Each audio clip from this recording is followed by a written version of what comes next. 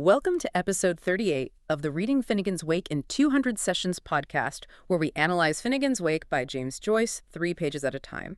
We have finished chapter 5, and now we move on to chapter 6. The quiz. Don't forget to hit the like button, subscribe, and leave a comment to support us. Okay, so we're diving into chapter 1.6. Now, our sources, they flag this one straight away. It's different. It's like Joyce hit pause on the story we've been following. That's a good way to put it. Yeah, the previous chapters had this, narrative flow, the scandal, the rumors, the letter. Right. But this chapter, the quiz, it just sort of stops all that. It's deliberately static. It's not about what happens next. It's more about summing things up, taking stock. Exactly. Joyce himself called it a picture gallery when he put it in around 1927. It's not plot, it's portraiture.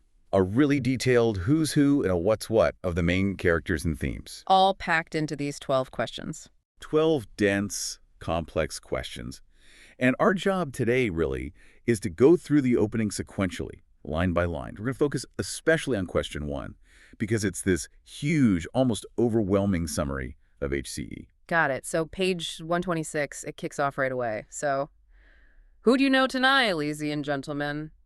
The echo is where, in the back of the wodes, column 4th. It sounds like a broadcast starting up. It does, doesn't it? That how do you do tonight, ladies and gentlemen, feel? Yeah. But then that command, call him forth. It got lady. Lazarus, right. Jesus calling Lazarus. Precisely. It signals that the person being summoned, who turns out to be Shaun, the answer is being brought out of darkness or the wodes, the wild woods. He's bringing knowledge out into the open. And we immediately get the players in bracket. The Riddler is Jockit Mic Ereweak. That's Shem, the writer, the sea cyclone. Yep. And the mic connects him straight to a microphone. He's the broadcaster, the one framing the questions, the voice of maybe vision or space. And facing him is the answerer, Shaun Mac Irewick, Briefträger. That's Shaun, Siglum V. And Briefträger, it's a great word.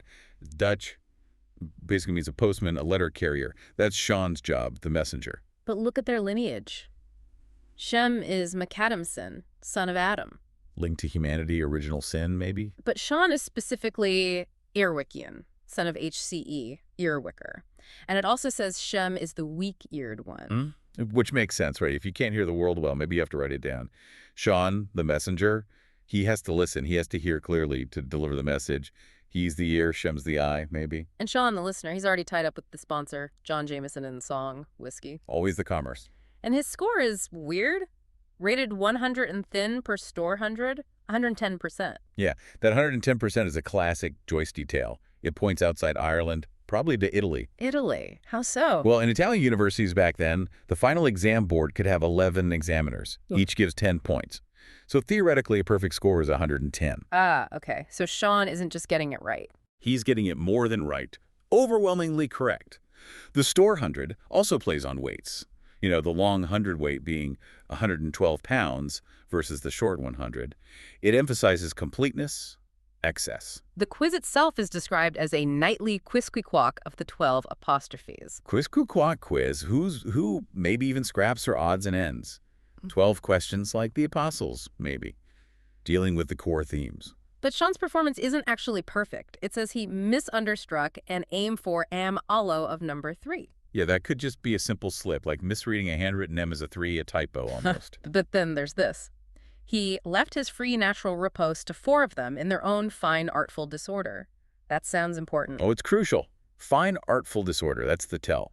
It means 4 poor questions, and the sources identify them as Q4, 6, 10, and 12. Which relate to the 4 old men, Kate, Issy, and Shem. Exactly. For those questions, Shaun doesn't just give an answer. He answers in their voices. He channels them. Like gift of tongues. Sort of, yeah. The postman becomes a medium.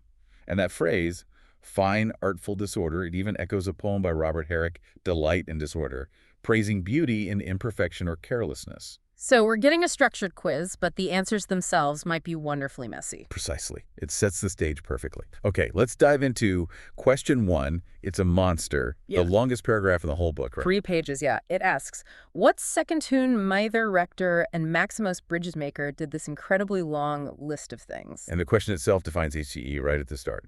Mythorector. He builds his own legend. And Maximus Bridgemaker, that's Pontifex Maximus. The Pope's title, chief priest. Literally, greatest bridge builder. So Joyce is casting HCE immediately as this colossal figure, bridging past and present, sacred and profane, not just a Dublin publican. And the answer, implicitly covering these 3 pages, Is Finn MacCool. The giant, the hero, constantly returning. HCCE is man, mountain, myth, monster, all rolled into one. Okay, first up, his size. He rose taller through his beanstale than the blue gumbo bone or the giganteous Wellingtonia sequoia. It's pure scale. You've got Jack and the Beanstalk, massive trees like the baobab, and the giant sequoia, which is also called Wellingtonia. Ah, linking him to the Wellington Monument in Phoenix Park. Exactly. He's monumental like a statue, rooted in fairy tale but also in the real landscape of Dublin. Nature and empire combined. But this huge scale immediately bumps up against something small, personal, and problematic. He went nudie boots with trouters into a Lafayette when she was barely in her tricklies. This is key. This is the seed of the whole HCELP story. Nudie boots, barefoot, from Italian nudie. He's fishing trouters in a tiny stream, a Lafayette. Representing a young ALP. A very young ALP, barely in her tricklies, barely in her 20s. Nora Barnacle was about that age when she met Joyce.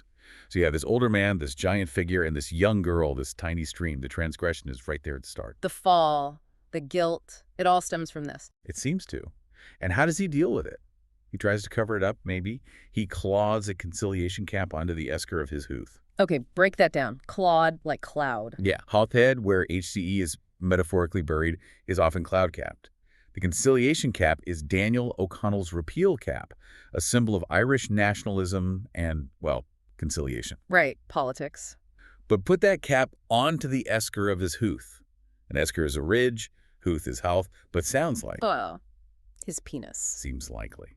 So the cap, the symbol of political hope, becomes a kind of condom covering the site of that original transgression. It's guilt, politics, anatomy, all mashed together. And his public image. He sports a chain-ganger's Albert solemnly over his Hollander's opulence. The Albert is a watch chain, right? A sign of Victorian wealth, respectability, draped solemnly over his big belly, his opulence, eminence. But Chaingnir's Albert, like he's imprisoned by. Exactly, imprisoned by his prosperity. And the sources add another layer, Koth, the Egyptian god of weights and measures who weighed the heart. So HCE's wealth is immediately tied to judgment. Okay, let's talk about his fall, the big moment. He thought he weighed a new ton when there felled his first lap apple. Pure Joyce. It slams together Isaac Newton, the falling apple, gravity, the new ton of weight. With Adam and Eve, the lap apple, the fruit of knowledge, or maybe ALP herself falling into his lap. It could be both.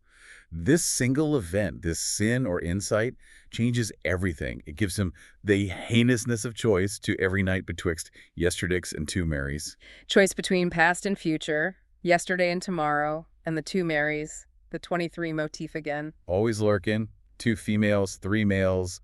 It's the fundamental dilemma born from that first fall. Domestically, he's complex too. He had 7 successive colored saraband maids on the same big white drawing room hearthrug. The family setup, the 7 successive colored saraband maids, those are the 7 rainbow girls, Issy's alter egos. The spectrum refracted from white light from Issy. That's the idea. All existing together on the hearthrug, the domestic center. It blends servant girls, fancy Persian rugs, saraband, and the family home. Politically, he's described as a Wilberforce. Like William Wilberforce, the abolitionist. So HCE has this immense force of will, but maybe he's also trying to abolish his own past, his own guilt. And his body becomes the site of Irish history itself. He pumped the Catholic Wartree and shocked the Protestant Boyne. It's incredibly compressed. The Vartree River supplies water to largely Catholic Dublin. The Battle of Boyne was the huge Protestant victory that prodded and stung the Catholics. HCE embodies both sides of the conflict, the very plumbing of the nation's division. It's amazing how these huge historical things mix with, well, personal stuff. He killed his own hungry self in anger as a young man. Yes, it pulls in Joyce's earlier work. A Portrait, Stephen Dedalus. That idea that a hungry man is an angry man. HCE contains that angry young man, and maybe the later, more settled, but still anxious Bloom from Ulysses. He's the cycle. He's even Noah surviving disaster. He found fodder for 5 when Allmark and Rose go flooded. His family is 5 people. They survive the flood, like Noah's Ark. But Allmark and, that's Germany, Alamein, and the massive hyperinflation of the mark in the 1920s. So he survives economic collapse, too. A survivor. And a self-improver, teaching Irish tutors Cornish made easy. Right, the language revival movements, those made easy guides. He's tied to language education, even if maybe it's a bit dodgy, a bit of a fraud, perhaps. Then things get a bit grotesque. He's the toll of the road, the cost, the gatekeeper, and he bred many-headed stepsons for one leap-year-own daughter. The hints about Issy, the daughter born in a leap year own, get darker. She seems to be the source of monstrous problems, many-headed stepsons. Incestuous vibes are definitely there. And he's defined by what he's not. Too funny for a fish, too much outside for an insect. Yeah, it's reverse logic. Fish are finny, insects have exoskeletons outside. He doesn't fit normal categories, he's always overflowing them. He's even geometry, like a heptagon crystal imprisms trues and faux for us. A seven-sided prism. Seven again, like the Rainbow Girls. He holds contradictions, true and false, fuss and fault. He's infinite swell in unfitting influence. This huge expanding body in clothes that don't quite fit, like the Norwegian captain maybe. A dandy bursting at the seams. Then comes the famous 4 deaths. He was shoveled, and once was he arsoned, and once was he inundered, and she hung him out, Bill Bailey. It builds on that old Celtic idea of a threefold death, earth, fire, water. Joyce adds the 4th element, air, being hanged. So buried, shoveled, burnt, arsoned, drowned, inundered, and hanged. And hung him out, Bill Bailey, like the song. Exactly. Bill Bailey, won't you please come home? It adds this strangely jaunty, modern, almost disrespectful note to his mythic deaths. How does he manage time and space? He has a quadrant in his tile to tell the taller cat a clog it is. Okay, so a quadrant, like a sextant, measures space, position. He carries it in his hat, tile. And that interacts with time. Catalogue is Gaelic for what time is it? And taller. Judge Toller, a notoriously harsh figure in Irish history. So HEE is measuring time and space, but always under the shadow of judgment, of the law. The next line is dense. Offers chances to long on, but stands up to leg before. Cricket, law, sex. All 3. Long on is a cricket position. Stands up to leg before, sounds like the wicket-keeper's stance, but mostly it's LBW, leg before wicket, a way of getting out. A fault. Okay, the cricket part is clear. But long on can also sound like French slang for, well, the penis. And leg before, that echoes St. Augustine, tollelege, take up and read, implying a moral failure. And LBW itself was apparently slang for sex. So his failure in the game is tied to lust. It seems to be. He can't keep his leg before himself, basically. His desire trips him up, legally, morally, even in sport. Which leads right into the posterior reference. He made a fort out of his postern and wrote FERT on his buckler. Yeah, the pun is hard to miss. Farting out of his postern backside. Building the defense, fort out of shame. But FERT, what's that about? It's the motto of the House of Savoy in Italy. Fortitudo aegis rodum tenuit, his strength held roads. Grandiose stuff. But the sources point to another, maybe implied, Latin meaning. Femina erit ruina tua. Woman will be thy undoing. Exactly. So his shield, buckler, which also suggests Buckley, the soldier who confronts him, carries this prophecy of his downfall caused by woman, even as he builds his defense on, well, farting. It's profound and ridiculous all at once. He tries to escape this, maybe. He's the escape master-in-chief, like Houdini. But in business, he's sharp, dealing with competitors, barkers. But to the Schulbred, he acts whitely. Right, a whole list of London department stores. Harrods, Barkers, Schulbreds, Whiteleys. He's ruthless with rivals. But the Schulbred-Whiteley bit suggests dealing differently with Jewish patrons. Schulbred sounds like Schul Synagogue. And Gentile ones. Acts whitely, acts rightly, treats them white. He compartmentalizes for profit. But this shrewdness collapses into fear. He was evacuated at the mere appearance of 3 germhuns and twice besieged by a sweep. Yeah, he soils himself in terror. The 3 Germans are the 3 soldiers from the park incident linked to WWI Germans. And besieged by a sweep could be a military move or just a chimney sweep, a low-life figure. The giant crumbles easily. His identity seems random almost.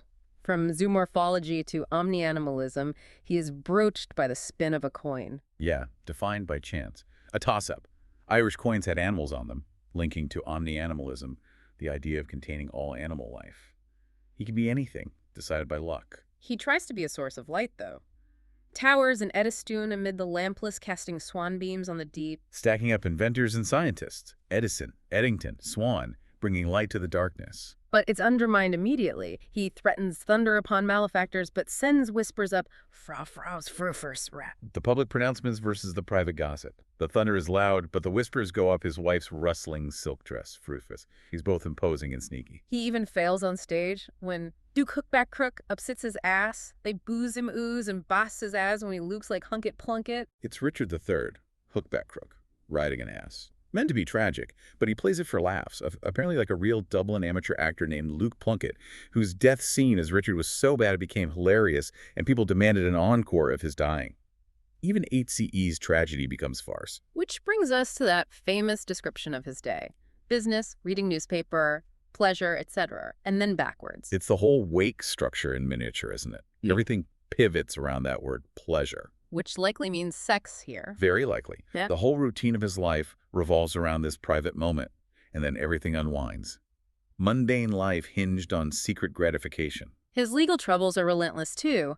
Arraigned and attainted, listed and listed, pleaded and proved. Charged with treason, sued. That lead his lawsuit. Yeah. And his financial fate is tied to Dublin's geography, cashing his check at the Bank of Bank of England, but also in-gang entrance, and endures his doom at Chapel Exit, endures judgment near Chapel Izzard, ruin is local. He embodies a kind of Irish wisdom triad. Brain of the Franks, hand of the Christian, tongue of the North. Joyce takes this old saying about wisdom being spread across different peoples and just gives it all to HCE, makes him the source of everything. But wisdom doesn't save him from bodily issues. Has a block at Morgan's and a hat ash all the after lunch. Block, like a hat block at Morgan's hat shop, but also, constipation in the morning. Followed by a headache, hat ash, after lunch, grand figure, basic plumbing problem. Leading to that great geographical pun, he walked to the head where he sat in state as the rump. Walked all the way out to Howth Head, his final resting place. But head is also slang for a ship's toilet. And sitting in state as the rump, that's the rump parliament, chaos, but also literally his backside, authority collapses into the purely physical, the posterior. Let's shift to architecture. His identity is built into the city. Shows early English trace marks, 2 remarkable piscines, and 3 well-worth-seeing ambries. Right, his siglum is E, like early English Gothic architecture, and the details confirm the family pattern. 2 pinnas, those niches in churches often seen as feminine, suggesting ALP and ISI, the 2, and 3 ambries covereds, suggesting the 3 nails, the 3. The family is etched into the stone. Moving on to page 128, he becomes time itself, a horloge unstoppable and the ben of all bells, foot, ist, and herit. A clock, Big Ben, the bane or maybe the bell of all bells, and that Latin motto foot, istate erit, was, is, and will be. That's the motto of the Times newspaper. He's continuity, even though he's mildew-stand, moldy-stoned, referencing the brothers Shaun and Stanislaus. He embodies that core Creestone opposition of the wake. He represents the shift from nature to politics, too. A queer cuss in the forest, but plain member from Megalopolis. Starts as a queer cuss, a crooked oak tree, cricus out in the wild. But chop him down, smooth him out, plane him, and he becomes a respectable member of parliament for the big city, Megalopolis, a plank in the political platform. Wild nature tamed for civic duty, and the land division references follow Heidel in caricates he is enumerated. He brought law to dooms. Norman and Scandinavian ways of dividing land, the Hyde and the Caracate. He's William the Conqueror, imposing the Doomsday Book, Dooms, setting up the manorial system. He's foundational law.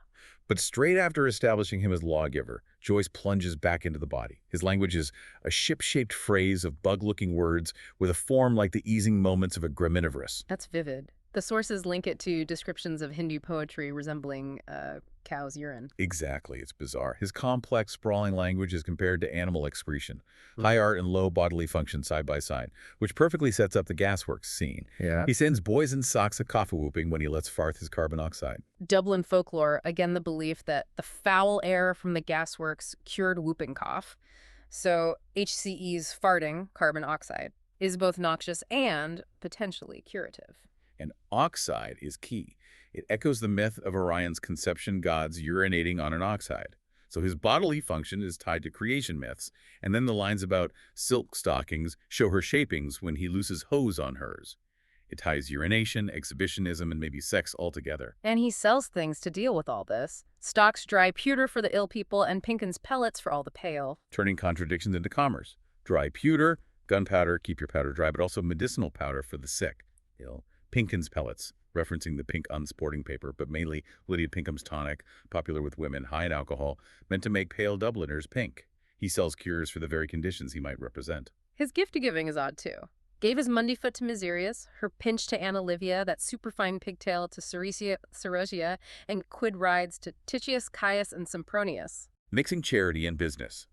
Mundyfoot is Maundy Thursday foot washing for the poor. Miserius. The pigtail is tobacco from Lundyfoot, a Dublin tobacconist. Quid rides, what are you laughing at? Was supposedly Lundyfoot's motto, giving here to Tom, Dick, and Harry, Titius, Caius, Sempronius. He's distributing himself, his wares, his jokes. He embodies historical rivalries, made the man who called the English shopkeepers, Napoleon, feel he'd rather play the Duke than play the gentleman. That's Wellington beating Napoleon. The tension between the trader and the aristocrat, which HCE, the publican aspiring to status, constantly negotiates. And a very dodgy chess game. He shot 2 queens and shook 3 castles when he won his game of dwarfs. The 23 motif again, but sexualized. Shot 2 queens, slang for prostitutes. Shook 3 castles, maybe suggesting the Dublin coat of arms, 2 women, 3 castles. Winning a low-stakes game, dwarfs. The judgment on him is split. Man mote befire of him, womankind, pietad. Men fear him, women pity him. Public perception divided along gender lines. He tries to repent, maybe. Shows 1 white drift of snow among the gorse growth of his crown, and a chaperone of repentance on that which shed gore. The white hair of age, or something else. And the chaperone like a judge's black cap for sentencing, covering the site of bloodshed or the site of deflowering. The gore shed could be sexual. The cap becomes a condom again, perhaps. Repentance covering the original sin. Then the city itself seems to dissolve around him. He went by metro for the polis and then hooved by. Metropolis dismantled. Hooved by, Danish for capital city, and his farewell shout, "To the finders, hail, woe you that seek. It 'twas seek, and you shall find into finders keepers." Cynical. The cycle of consumption returns, referencing Chaucer, whom filth had plenished, dearth devoured. Full belly is filth, empty belly is death. Endless cycle, followed by that racing commentary. Hawk is leading, Coco comes next, Emery tries for the flag. From hangover cure, Hawk to temperance drink, Coco. He's present at life's big moments. At a convention of Catholic midwives, birth, and found dead before a congress for the study of endonational calamities. International meetings and internal, national, even uterine problems. Endonational, endometrial. He spans the global and the intimate. He plays the religious reformer, clears out 365 idols to set up one, all colossal for henwives hoping to have males. Like Muhammad clearing the Kaaba, HCE replaces the many idols, idlers, with himself, the colossal one promising male heirs to women.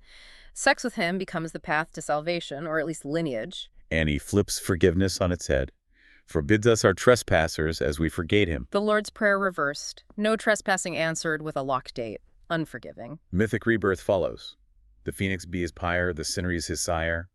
Piles big pilium on little osas like the pileals of Hercules. Phoenix from the ashes. Ashes are the father, sire. Piling pelion on a osa like the Titans trying to reach heaven, making things harder. Links to the pillars of Hercules, pileals of Hercules, eternal struggle, eternal return. Driven by basic urges, an Oedipus complex and a drink the dregs kink. Oedipus rex, wanting the mother. Combined with needing to consume everything right down to the sediment. Appetite for incest matches appetite for consumption. Which circles right back to the core issue. He may be matter-of-fact now, but was fudder of mag then. There it is, calm now, matter of fact. But back then he was fudder of magged, father of the maid, or fucking the maid, the whole scandal condensed. He physically embodies rise and fall. Cattermole Hill, ex-mountain of flesh, was reared up by stress and sank under strain. Making a mountain out of a molehill, referencing an actor named Hill known as a mountain of flesh. Constant inflation and deflation. The Taylor references continue. Intuka is for a man, but bit a thimble for a maid. An antukas is something substantial. An umbrella, maybe. Fits a man. But a thimble, tiny. And the sources say thimble was a measure for ejaculation. 9 tailors make a man, but only a thimbleful is needed for. Well. Right. And his ultimate declaration of permanence. While stands his can you see, frails shall fall. It twists Byron's line about the Colosseum. While stands the Colosseum, Rome shall stand. Here, while HCE's erection stands, women frails will fall.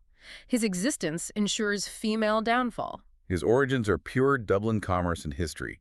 Hatched at Selbridge, but ejaculated a brood, as again in the beginnings, so wound up in a battle of boss. Arthur Guinness, born in Selbridge, educated elsewhere, a brood. His empire started at the beginnings and got into the famous rivalry with Bassail, Battle of Boss. He's also the last Irish king. Roderick, oh, you've gone the way of a Danes. Roderick O'Connor, who fought the Danes. But it immediately puns on gone the way of the dames, right? Political failure linked to women again. Always. And the summary of his identity. The same homohedrous Czechoslovak as when Solii Early Blue Ye. Same homo and other Heteros. The eyeless, chickenless egg from the song Johnny I Hardly Knew Ye. Primal, unchanging, yet always changing. His wealth is vast, possibly fake, and tied to city structure. 500,000 via bogus census, but a no-street houseman when all fanned. Huge wealth from fraud. Contrasted with Houseman and Elfand, the pair city planners who tore down the old to build the new. HCE is the old, messy city resisting modernization. His wealth is like Rothschild, rotten Rothschild, and Rockefeller, hard Rockefeller. His duplicity again shows he's fly to both demispheres but tries to cover up his tracers. Cunning fly in both worlds, demispheres, but also flashing his trouser fly at women, demispheres, then trying to hide his tracks or his tracers, exhibitionist and secretive. Nearing the end of question 1, Dublin history becomes Homeric. 7 dovecotes who claim to have been Pigeonheim to this Homer. Homer's 7 birthplaces mapped onto Dublin spots, near the Pigeon House. HCE is Dublin's epic poet, his origins disputed. His loyalties are split. Independent the lordship of Chamberlain, acknowledging the rule of Rome. Politically free from English censorship, Lord Chamberlain, but religiously bound to the Catholic Church, caught between state and church. Okay, the final physical and philosophical summing up. Yeah. His body is geography, reeks like Il Pays and looks like Iceland's ear. Smells like Italian cheese, Il Pays. Looks like Ireland's island. He's the continent and the local rock. A final biographical note. The arc of his drive was 40 full and his stumps were pulled at 80. Joyce was 40 when Ulysses came out, his peak drive.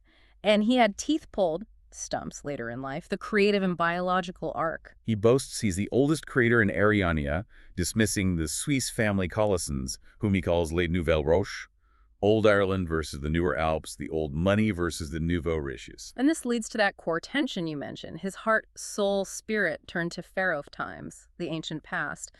But his love, faith, hope stick to futurism. Yes, this is critical. He's pulled violently in 2 directions. Yeah. Pharaoh times, that's ancient Egypt. Cycles, tombs, the weight of linear history. Futurism, the art movement that wanted to destroy museums, glorify speed, reject the past entirely. So his very essence, his immortal parts, are rooted in the dead past, while his Christian virtues, the things that look forward, are tied to this radical, unstable, future-obsessed movement. Exactly. It's the central contradiction. He has to live with the crushing weight of history and a desperate, maybe naive, hope pinned on smashing that history. Conservation versus destruction simultaneously. And the final image shows the result. Light leg lifters sense him surreantis from afore, while boar browbenders curse him grommelance to his hindmost. Chorus girls, leg lifters, adore him from the front, offering incense. But the rough crowd, boar browbenders, behind him are cursing because his huge backside blocks their view. He's admired and resented, inspiring awe and obstruction all at once. How does he survive this? He drinks thar and woodhar for his asama and eats the unperishable sow to stave off regular rack. Survival tactics, Yeah. mundane and mythic. Tar, water, and vodka for his asthma physical cures. And eating the eternal boar from Norse myth, Valhalla, to prevent Ragnarok, the end of the world, Reglarak.